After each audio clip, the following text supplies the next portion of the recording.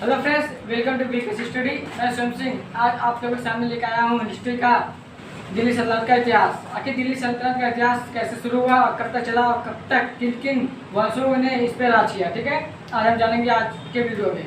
तो पहले ये जान लेते हैं कि दिल्ली सल्तनत की स्थापना हुई कैसे, ठीक है। तो पहला फंड आपका है कि जो दिल्ली सल्तनत की स्थापना हुई कैसे।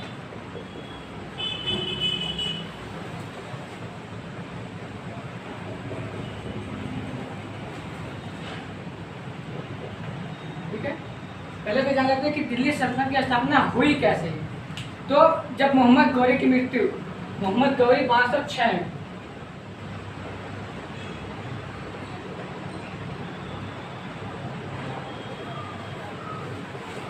जब मोहम्मद गौरी की मृत्यु 1206 ईस्वी में होने के बाद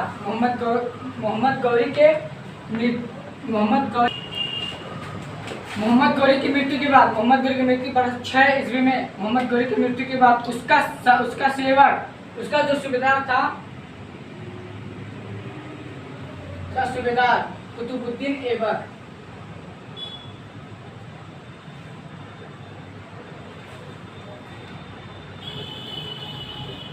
मोहम्मद गौरी की मृत्यु के बाद उसका सूबेदार कुतुबुद्दीन ऐबक ने मुस्लिम राज्य की स्थापना की, ठीक है। जब मोहम्मद गौरी की मृत्यु हुई उसके बाद उसका जो सूबेदार था कुतुबुद्दीन ऐबक, उसने मुस्लिम राज्य की स्थापना की, ठीक है। उसके बाद क्योंकि जो कुतुबुद्दीन ऐबक था वो मोहम्मद गौरी का गुलाम होने के कारण जो कुतुबुद्दीन का जो वंश चला है वो गुलाम वंश से नाम जाना गया। जो इसका जो वंश था वो था गुलाम वंश, गुलाम वंश क्यों था? क्योंकि जो कुतुबुद्दीन ऐबक था वो मोहम्मद गौरी का गुलाम था, जो सूबेदार था, ठीक है। तो इसके बाद कई वंशों ने आके दिल्ली सल्तनत पर अपना अधिकार जमाया। लगभग पांच वंशों ने दिल्ली सल्तनत पे अपना अधिकार जमा के रखा था। भारत में 5 वंशों ने दिल्ली पे राज्य किया। लेकिन जो दिल्ली सल्तनत का इतिहास था वो आपका 1526 में खत्म हो चुका था, बाबर के समय में, ठीक है। आइए जानते हैं कि 5 वंश कौन कौन से थे।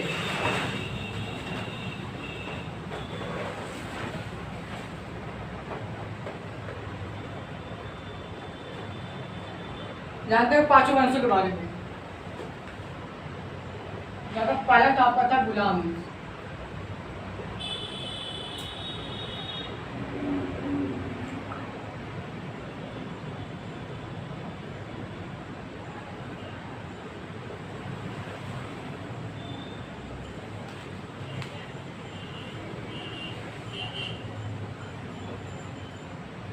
तीसरा पता तुगलक वंश और चौथा पता सैयद वंश और पांचवा था आपका था लोधी वंश। इन 5 वंशों ने हमारे दिल्ली सल्तनत पर अपना अधिकार जमा के रखा था। जो इसका जो शासनकाल था वो आपका था 1206 से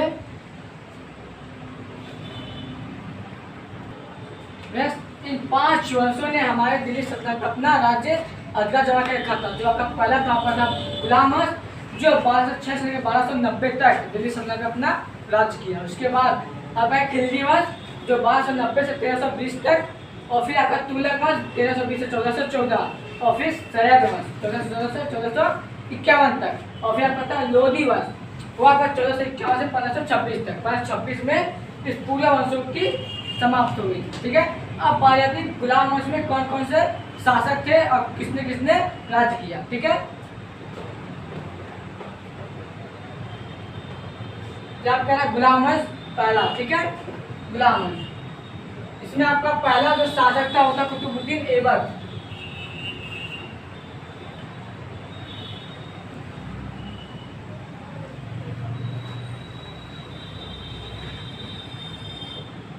फिर आया आराम शाह, फिर आपका आया इल्तुतमिश,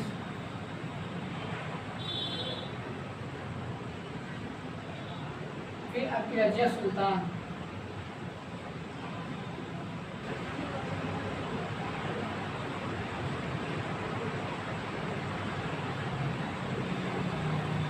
फिर आपका लास्ट में बलबन।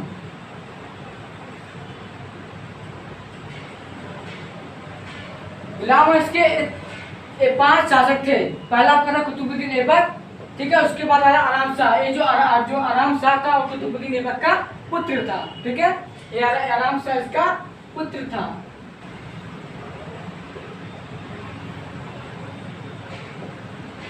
ठीक है, कुतुबुद्दीन ऐबक जो आराम शाह था कुतुबुद्दीन ऐबक का पुत्र था। उसके बाद आया इल्तुतमिश, ठीक है। जो आपका कुतुबुद्दीन ऐबक था या सिर्फ गुलाम का संस्थापक था, सिर्फ संस्थापक, लेकिन उसका जो वास्तविक संस्थापक वो कुतुबुद्दीन ऐबक को नहीं माना जाता है। जो गुलाम जो वास्तविक संस्थापक वो आपका इल्तुतमिश है, ये आपका वास्तविक संस्थापक है।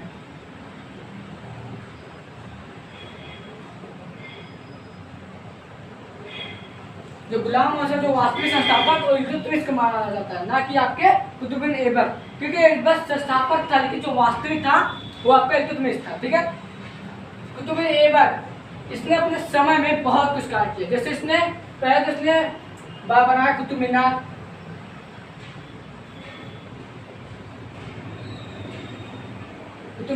और अलाउद्दीन का झोंका,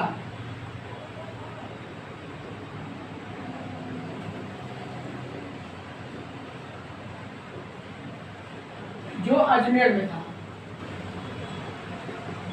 यहाँ पर जो अलाउद्दीन का जो झोंका था आपका अजमेर में बना हुआ था। कुतुब मीनार की बात करें अगर हम, इस कुतुब मीनार की हम बात करें, क्योंकि कुतुबुद्दीन ने सिर्फ इसकी नींव रखी थी। जो आपका इल्तुतमिश जो आपका कुतुबुद्दीन था उसने सिर्फ कुतुब मीनार की सिर्फ नींव रखी थी। इसने कुतुब मीनार का निर्माण नहीं करवाया, सिर्फ इसने कुतुबुद्दीन ऐबक ने सिर्फ कुतुब मीनार की नींव रखी, और जो बनाने का काम था वो था इल्तुतमिश का, ठीक है। जो बनाने का काम तो इल्तुतमिश का था, लेकिन जो नींव रखी जिसने उसकी चर्चा की होता कुतुब मीनार, जो कुतुबुद्दीन ऐबक था। एक बात, कुतुबुद्दीन अपने महल में घोड़ों सवार के चौगान खेला था, ठीक है। चौगान का मतलब होता है पोलो, ठीक है। पोलो खेलते समय घोड़े से गिरने की वजह से इसकी मृत्यु हो गई। कुतुबुद्दीन ऐबक की जो मृत्यु हुई थी वो आपका था 1210 में। जब कुतुबुद्दीन था पोलो खेल समय 1210 में इसकी मृत्यु हो गई, ठीक है। कुतुबुद्दीन के ऐबक चौगान खेलते समय हो गई। अब आ जाती आराम शाह, ठीक है। आराम शाह जो कि कुतुबुद्दीन ऐबक का पुत्र था, ठीक है। आराम शाह काफी विलासी था, बहुत ही अयाशी टाइप का इंसान था, जिसके कारण ये सिर्फ 8 माह के लिए ही, मतलब सिर्फ 8 महीने के लिए दिल्ली सल्तनत पे अपना राज कर सका। उसके बाद आपका है इल्तुतमिश, ठीक है। इल्तुतमिश ने, जब आपका इल्तुतमिश है, इसने आराम शाह की हत्या कर दी।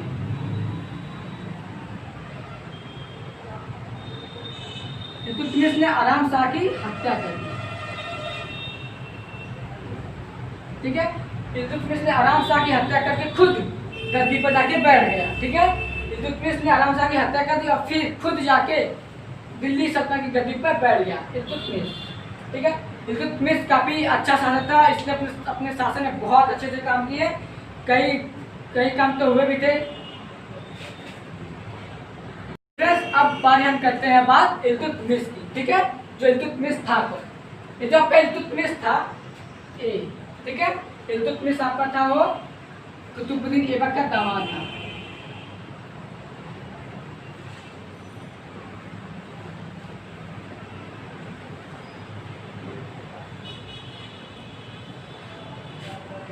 ठीक है। जो एक आपका जो इल्तुतमिश था वो कुतुबुद्दीन ऐबक का दामाद था। इसने आराम शाह की हत्या करके, इल्तुतमिश ने आराम शाह की हत्या करके खुद दिल्ली की सल्तनत जाके बैठ गया, और जो इल्तुतमिश था वो कुतुबुद्दीन ऐबक का दामाद था, ठीक है। इसने अपने समय बहुत अच्छे से कार्य किए, ठीक है। लेकिन जो आपका इल्तुतमिश था गुलाम वंश का वास्तविक संस्थापक,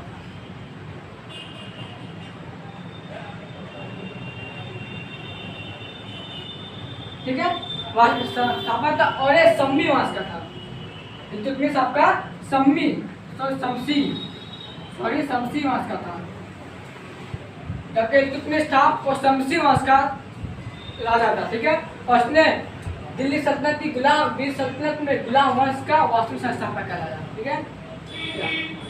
अब इल्तुतमिश की जो मृत्यु हुई थी आपका अप्रैल 1236 में इल्तुतमिश की मृत्यु हो गई। इसकी 12 अप्रैल 1236 में इल्तुतमिश की मृत्यु हो गई। उसके बाद आई रजिया सुल्ताना। ठीक है। जो ये रजिया सुल्ताना है, रजिया सुल्ताना या मुस्लिम वंश की पहली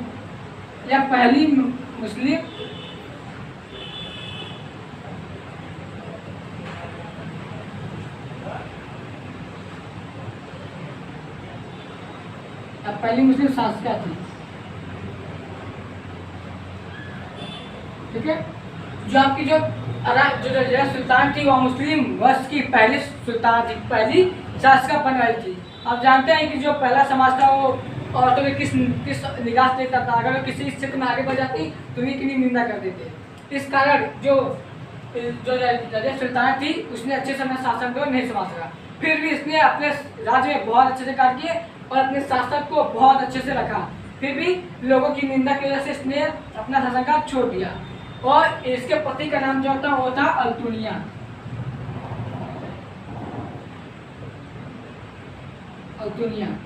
इसके पति का नाम था अल्तुनिया। एक बार ये लोग इसके रजिया सुल्ताना और अल्तुनिया घूमने के लिए कहीं जा रहे थे। रास्ते में कुछ डाकुओं ने इन्हें घेर कर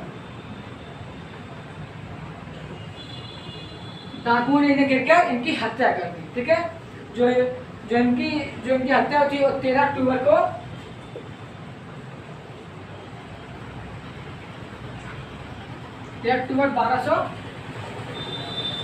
1240 में।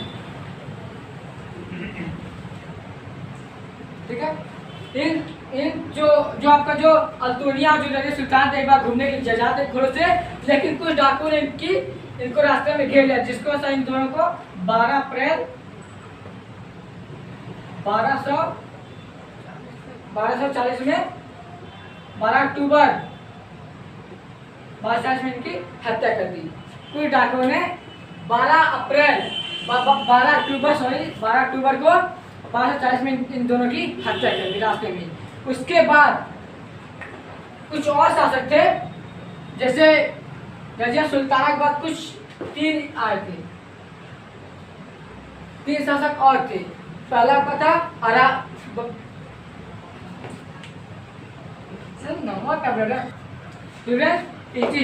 जब पहला आपका था कुतुबुद्दीन ऐबक, जिसने गुलाम वंश की स्थापना की थी, लेकिन जो वास्तविक संस्थापक था वो आपका इल्तुतमिश था। ठीक है।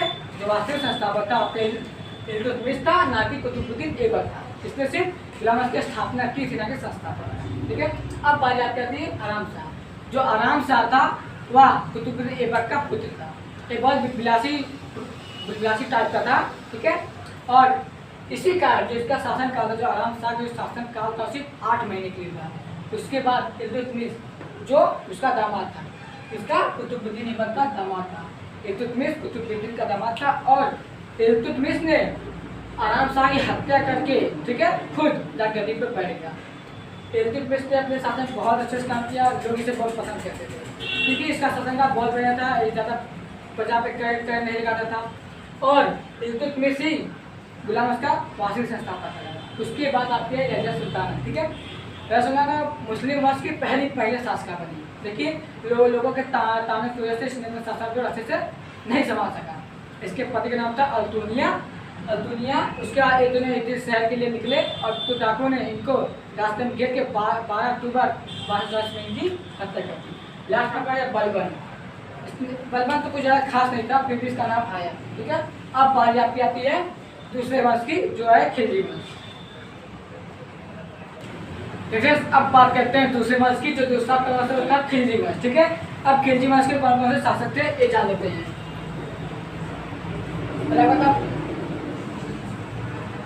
पहले जो खिलजियों से जगह पहले से स्टार्ट होता है जलालुद्दीन फिरोज शाह खिलजी। ठीक है।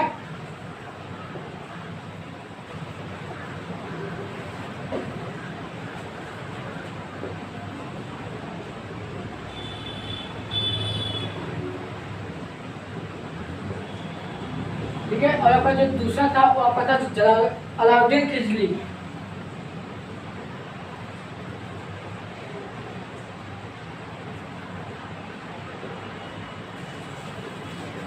तो जो लास्ट संस्थापक था इस खिलजी वंश का वो आपका था मुबारक शाह खिलजी।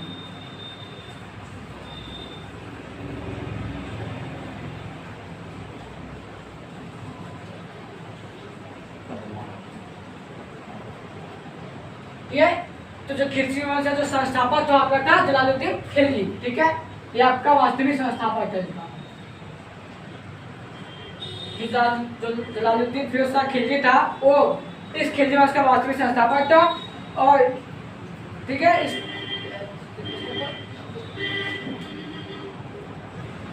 ठीक है आपका यह जलालुद्दीन फिरोज शाह खिलजी जो खिलजी वंश का वास्तविक संस्थापक था। ठीक है, इसने 1290 में इस वंश की स्थापना की और दिल्ली सल्तनत पे अपने वंश का शुरुआत की। ठीक है, कई वर्षों तक काम करने के बाद जो यह उसके संस्थापक होता है।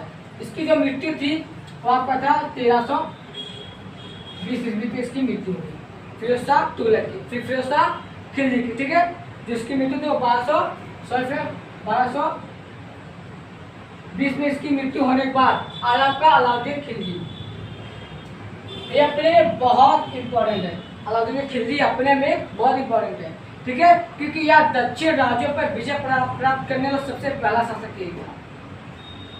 ठीक है, तो पांचों आपके जो वंश जैसे गुलाम वंश, खिलजी वंश, तुगलक वंश, सैयद और लोधी वंश, इन पांचों में सिर्फ अलाउद्दीन खिलजी ही ऐसा एक शासक था जिसने दक्षिण राज्यों पर विजय प्राप्त की थी, सिर्फ एक अकेला।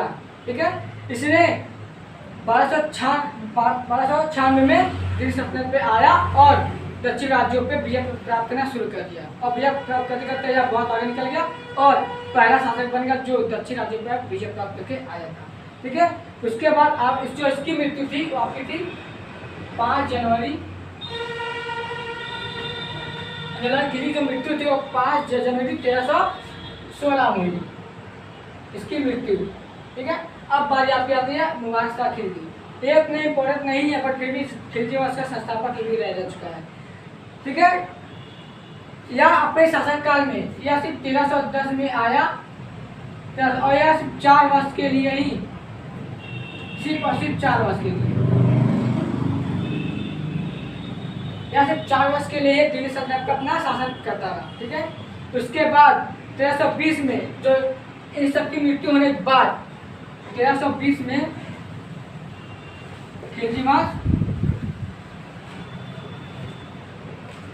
समाप्त हो गया। ठीक है, उसके बाद आपका आता है अगला फ्रेंड्स, अब बारी आपकी आती है तीसरे वंश का, जो आपका जो तीसरा वंश आपका है तुगलक वंश, जिसका जो शासनकाल था 1320 से 1414 वर्ष तक चला। ठीक है, तो जो इसमें सिर्फ 2 ही शासक थे, तुगलक में सिर्फ 2 शासक थे। पहला आपका था गयासुद्दीन तुगलक और दूसरा था आपका फिरोज शाह तुगलक। गयासुद्दीन तुगलक इस वंश का वास्तविक संस्थापक था। जब आपका गयासुद्दीन तुगलक है वो तुगलक वंश का वास्तविक संस्थापक था। अगर आपको याद करें कि तुगलक वंश के कौन कौन से संस्थापक है, कौन इसमें राज्य आराम से जिन ये सब पॉइंट इसमें किया है तुगलक। ठीक है, अगर पूछा कि गयासुद्दीन तुगलक किस वंश का संस्थापक है या किस वंश का राजा है, फिरोज शाह किस वंश का राजा है। ठीक है, पता है तुगलक वंश, यहाँ भी डिनोट किया गया तुगलक, यहाँ भी तुगलक, यहाँ भी तुगलक। अगर पूछा जाए कि फिरोज शाह तुगलक किस वंश का है, यहाँ भी तुगलक है और ये तुगलक वंश का संस्थापक या राजा है। ठीक है, आप आराम से बता सकते हैं कि तुगलक को देख के आप बता सकते हैं कि आपका तुगलक वंश का राजा है। ठीक है, तो हम बात करते हैं गयासुद्दीन तुगलक जो 8 सितंबर 1320 में आया था। गयासुद्दीन तुगलक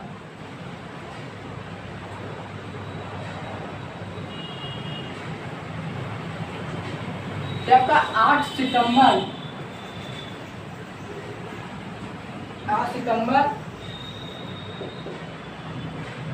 1320 में आया। ठीक है, गयासुद्दीन तुगलक 8 सितंबर 1320 में आया। यह अपने शासन में कार्य बहुत अच्छा किया, फिर भी यह भी गयासुद्दीन तुगलक भी एक विलासी भोक्ता था। ठीक है, इससे जनता पागल करती थी, इससे जनता एक दूसरे जनता कहती थी पागल है, पागल राजा है, और कुछ इसे कहते हैं विचित्र राजा है, कुछ कहते थे कि यह विचित्र है, और कुछ विद्वानों का जो माना था वो था बुद्धिमान।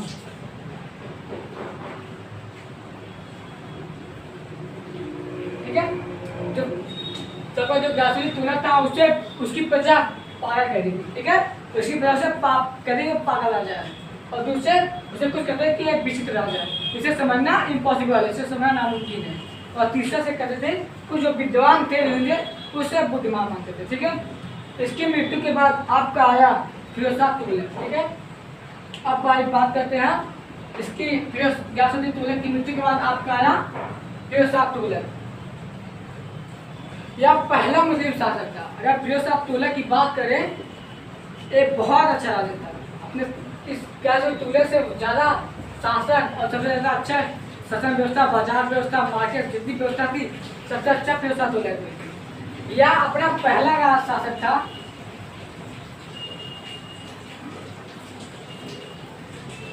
जिसने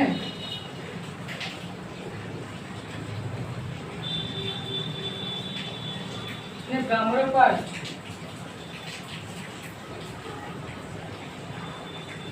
कब्जा कर लगाया। यह अपने पांचों वंश में से यह पहला वो शासक था, फिरोज शाह तुगलक, वो शासक था जिसने ब्राह्मणों पर जजिया कर लगाया। अब ये जजिया कर होता क्या है मैं आपको अभी बताता हूँ कुछ टाइम में कि जो जजिया कर होता क्या है। ठीक है, अब बारी आती है इस वंश की समाप्ति होने पर बारी आपकी आती है अगले बार सैयद वंश की। ठीक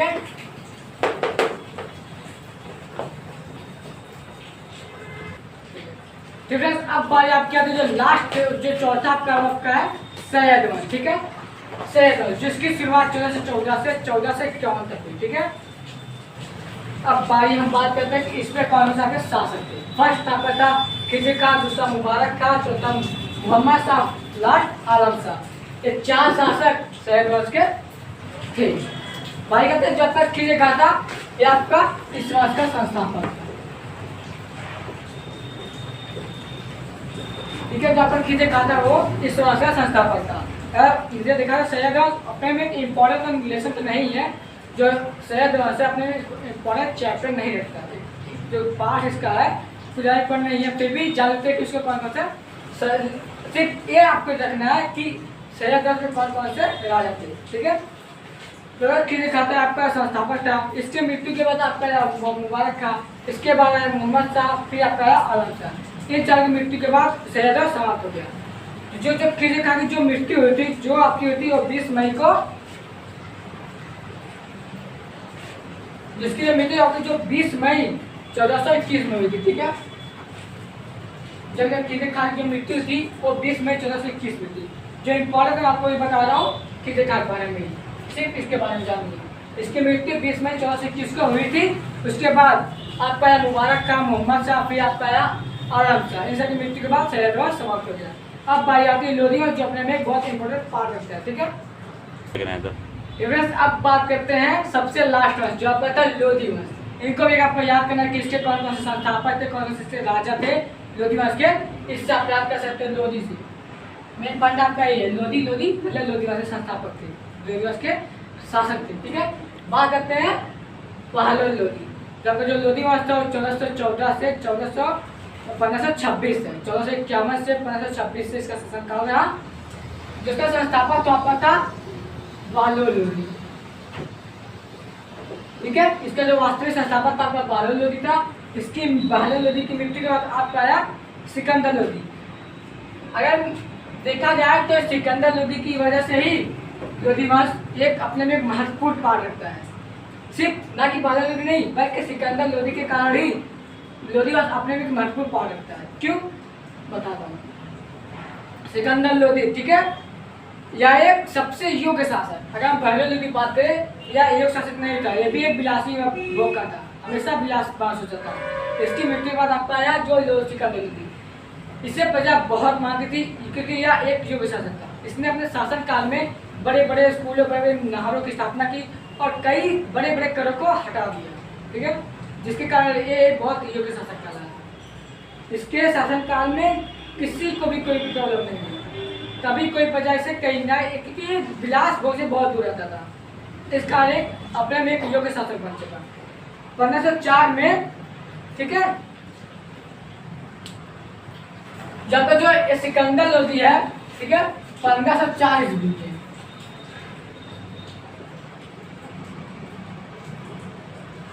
आगरा शहर की स्थापना की, ठीक है। आगरा शहर की जो स्थापना की वो 1504 में आपका सिकंदर लोदी ने ही किया था। जो आगरा शहर आपका सिटी है उसे सिकंदर लोदी ने 1504 ईस्वी में बसाया था। अब बात आती है आपकी इब्राहिम लोदी की, ठीक है। अब आइए हम बात करते हैं आपके इब्राहिम लोदी की, जो लास्ट है। या ये ज्यादा देर तक टिका नहीं था दिल्ली सल्तनत में। जब ये आया सिकंदर लोदी, जब मृत्यु हुई, जब ये सिकंदर लोदी की मृत्यु होने के बाद ही लोदी वंश का पतन होने लगा। क्योंकि जो इब्राहिम लोदी था इसने अपने वंश को अपने राज्य को उतना विस्तार से बढ़ा नहीं पाया। उसके बाद आया आपका बाबर, पानीपत का युद्ध। पानीपत के युद्ध में या बाबर से हार गया। बाबर से जब युद्ध हुआ, पानीपत का पहला युद्ध हुआ 1526 में, जो बाबर से युद्ध हुआ था उसमें इब्राहिम लोदी हार गया। इब्राहिम लोदी के हारने की वजह ही इस लोदी वंश के पतन का सबसे महत्वपूर्ण कारण है। जब जो इब्राहिम लोदी था इसके कारण ही लोदी वंश का विनाश हुआ, ठीक है।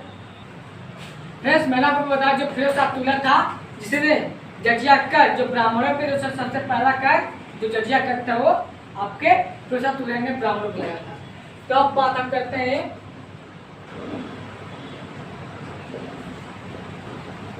आपका जजिया कर होता क्या है, ठीक है। जजिया कर आपका होता क्या है? जजिया कर वो है जो सिर्फ मुस्लिम लोगों के पे ही लगता था। जजिया कर सिर्फ मुसलमानों पे ही लगता था। ये वो कर था जो किसी नए शहर में जब भी जाता था तो उसे इस जजिया कर में लगाया जाता था, और जिसके ऊपर जजिया कर रहता था वो उसी शहर में रह सकता था। अगर कोई जजिया का पालन नहीं करता तो उसे उस शहर से बाहर निकाल दिया जाता था, ठीक है। यह केवल मुसलमानों को लगाने वाला कर था, जिसे जजिया कर, जो आपका जो जजिया कर था यह केवल मुस्लिम वर्ग पर लगता था।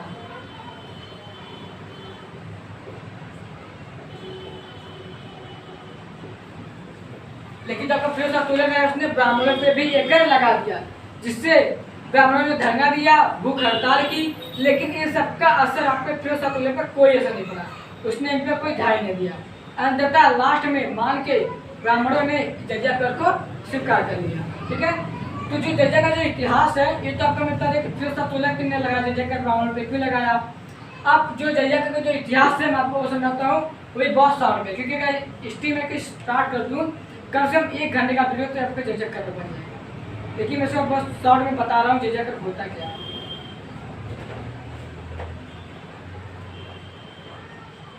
तो हम बात करते हैं जजिया कर के बारे में, ठीक है। जो जजिया कर लगाना जो प्रथम का शासक था, ठीक है, स्टार्टिंग इसी कहाँ से हुई थी।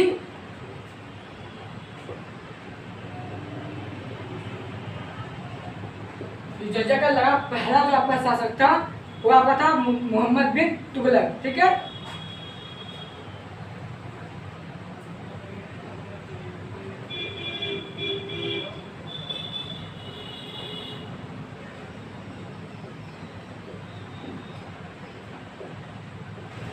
जो आपका जो पहला जो जजिया कर लगाने वाला शासक था वो आपका था मोहम्मद बिन कासिम। मोहम्मद बिन कासिम सर इसने ही सबसे पहले जजिया कर की शुरुआत की, लेकिन इसने ब्राह्मणों पे एक कर नहीं लगाया था। इसने सिर्फ मुस्लिम लोगों पे ही इस जजिया कर को लगाया था। उसके बाद आपका इसने सर्वप्रथम इसने सबसे पहले भारत से ही स्टार्ट किया। जजिया जो मोहम्मद कासिम था जो जजिया कर को पहले लगाया, और इसने भारत के प्रांत से ही शुरुआत की। सबसे पहला कर भारत से स्टार्ट किया। इसके बाद दिल्ली सल्तनत का जो प्रथम सुल्तान फिरोज शाह तुगलक इसे लगाया, ठीक है। उसके बाद आता है फिरोज शाह तुगलक।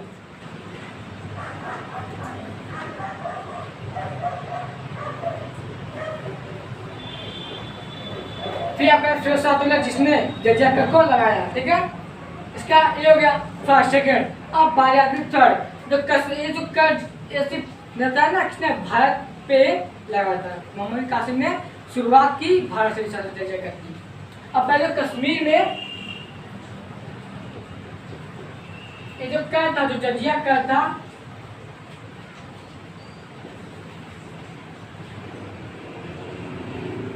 यहाँ कश्मीर में भी लगा था, लेकिन जो कश्मीर में जो सबसे पहले जजिया कर लगा शासक था वो आपका था सिकंदर शाह। ठीक है, सिकंदर शाह ने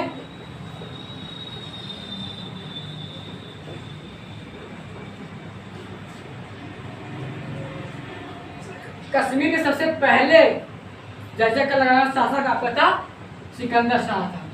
ठीक है, ये बहुत इंपॉर्टेंट क्वेश्चन बन सकता है कि जजिया कर की शुरुआत किसने की? मोहम्मद बिन कासिम ने। उसके बाद फिर तुगलक ने जो ब्राह्मणों को लगाया, ये भी एक अपने इंपॉर्टेंट है। फिर कश्मीर में जजिया कर लगाना सबसे पहला शासक आपका था सिकंदर शाह ने लगा था। उसके बाद इसका जो पुत्र था जैनुल आबदीन, जो इसका जो पुत्र था वो था जैनुल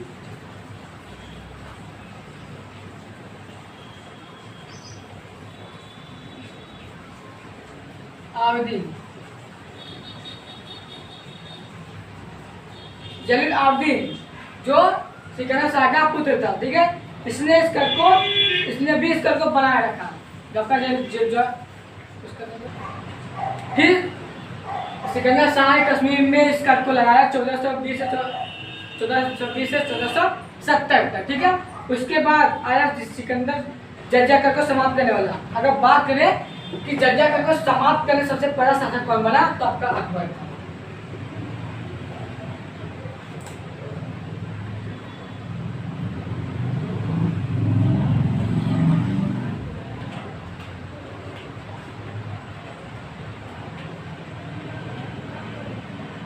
जजिया कर को समाप्त करने वाला सबसे पहला शासक आपका अकबर था, जिसने इसने हटाया। ठीक है, लेकिन फिर क्या हुआ, 1575 में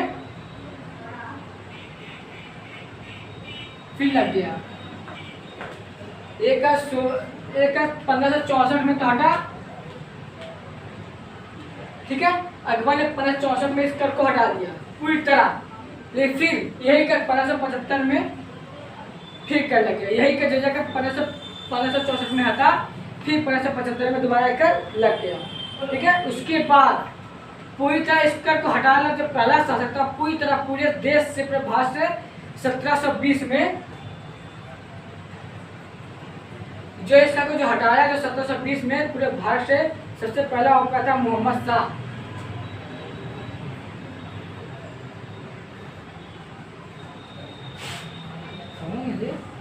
इस कर को पूरी तरह हटाने वाला पहला शासक था मोहम्मद शाह। इसने जयसिंह उसके सेनापति था, जिसने जयसिंह ने उससे प्रार्थना की कि आप इस कर को हटाओ, कि हिंदू था इसलिए, और जो जजिया का था उसे मुसलमान किया था। हिंदू पे लेने का हिंदुओं पे बहुत बड़ी बोझ लगी, क्योंकि वो इस कर से खुश नहीं थे। इसे जयसिंह ने उससे प्रार्थना की कि आप इस कर को हटा दीजिए। तो 1720 ईस्वी में मोहम्मद शाह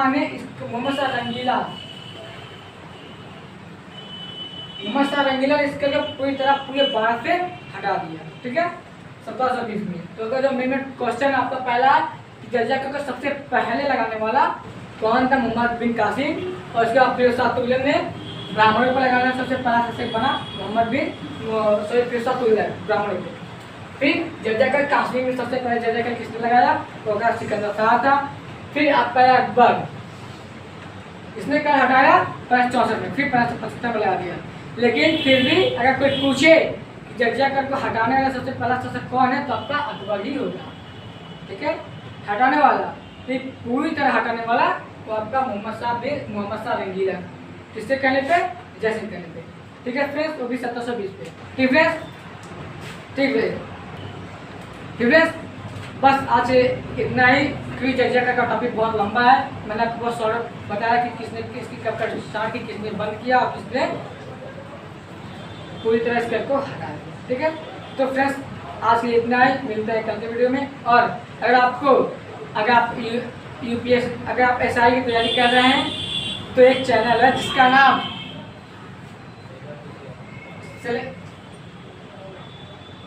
अरे पुष्कर कौन सा चैनल हमारे मस्ती ने फ्रेंड्स अगर आप जीके या अगर आप जीके और रीजनिंग की तैयारी करना चाहते हैं किसी भी एग्जाम की, तो एक चैनल है जिसका नाम है सिलेक्शन मस्ती।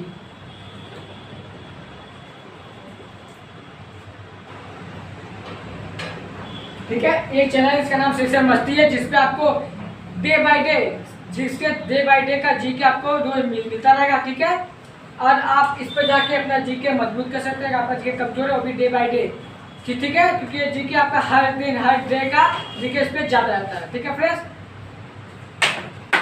जो आपका जीके हर दिन ज़्यादा रहता है। ठीक है, आप मिलते हैं अगले वीडियो के लिए।